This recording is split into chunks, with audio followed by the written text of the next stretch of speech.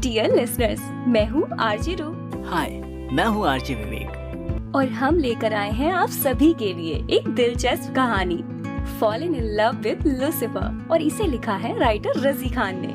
ये कहानी भरी है रहस्यों से, वैम्पायर, लूसीफर और अनोखी शक्तियों से। तो आइए शुरू करते हैं कहानी का पहला एपिसोड। देहरादून से 150 किलोमीटर दूर बसे एक छोटे से शहर विराजपुर के एक अनाथ आश्रम के बाहर कुछ लड़कियां और एक बुजुर्ग महिला खड़ी हुई थी। अनाथ आश्रम के मेन गेट पर एक बस खड़ी हुई थी। बस के पास एक 18 साल की लड़की अपना लगेज लिए खड़ी सबसे कुछ बातें कर उनके गले लग रही थी। तभी पास खड़ी बुजुर्ग महिला ने उस लड़की को देखकर कहा, हाया माय चाइल्ड। उस महिला की आवाज सुन हाया ने कहा, yes sister grace. Sister grace एक अनाथ आश्रम को चलाने वाली महिला थी, जहां हाया तब से रह रही थी जब से वो 10 साल की थी। उसके पेरेंट्स की मौत एक कार एक्सीडेंट में हो गई थी। माय चाइल्ड, मैंने कॉलेज की टीम से बात कर लिया है। वो वहाँ का हॉस्टल में तुमको रहने देगा और उसका कोई फीस भी नहीं लगेगा।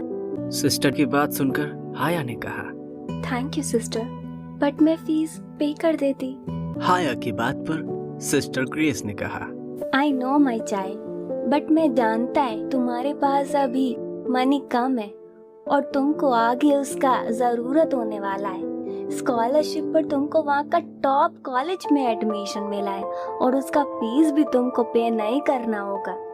तुम सिर्फ मन लगा कर अपना स्टडी करो और अपना मनी को सेव करो। हाया ने सिस्टर की बात मानकर हाँ कहा तो उन्होंने हाया के सर पर हाथ रख कर कहा, माई चाइल्ड, वहाँ तुम अपना केयर करना और किसी अननोन पर्सन का बात को नहीं मानना, ठीक है?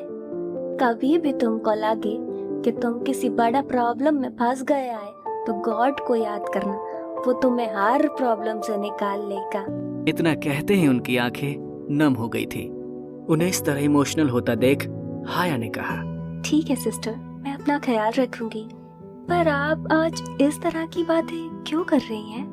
सिस्टर ग्रेस ने बात को बदलते हुए कहा, हाया माय चाइल्ड, जाने का टाइम हो रहा है, अब तुमको निकलना चाहिए। रात होने से पहले तुमको हॉस्टल पहुंच जाना है। मैं अभी तुमको वहाँ के वार्डन का नंबर सेंड करता है। ये कहते ही सिस्टर ने हाया को बस में बिठा दिया और बस वहाँ से चल दी।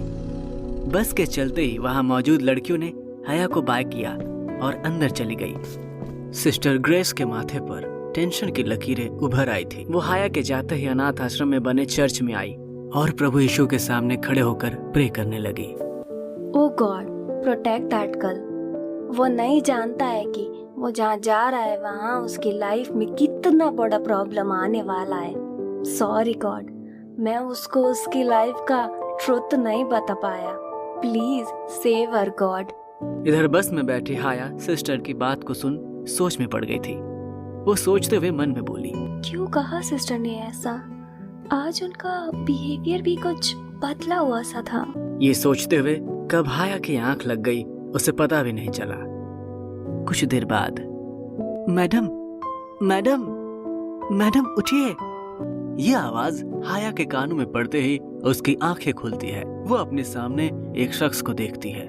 उसके नींद से जागते ही वो शख्स बोला, मैडम बस ना खराब हो गई है और यहाँ कोई मैकेनिक भी नहीं मिल पा रहा है। अब यहाँ से आपको आगे अपना रास्ता खुद ही तय करना होगा। उस शख्स की बात सुनकर हाया हड़बड़ाकर अपनी सीट से खड़े होते हुए बोली, क्या? और मैं यहाँ से देहरादून कैसे जाऊंगी फिर? उस शख्स ने कहा, ज्यादा दूर नहीं है मैडम, आप पैदल भी जा सकती हैं और हाँ, मेन रोड पर चली जाएंगी तो कोई टैक्सी भी मिल सकती है आपको।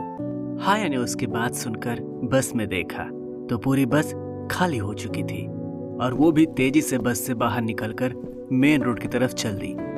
मेन रोड पर आते ही वो किसी टैक्सी का इंतजार करने लगी जो उसे देहरादून उसके हॉस्टल तक छोड़ दे। दूसरी ओर देहरादून के एक आलीशान बंगले में कोई हाया के आने का बेसब्री से इंतजार कर रहा था। वो शख्स अपनी आंखों को बंद किए आराम कुर्सी पर बैठे हुए न जाने कहां खोया हुआ था। शाम हो चुकी थी लेकिन हाया को अब तक कोई टैक्सी नहीं मिली थी। उसे वहां खड़े हुए काफी देर हो चुकी थी।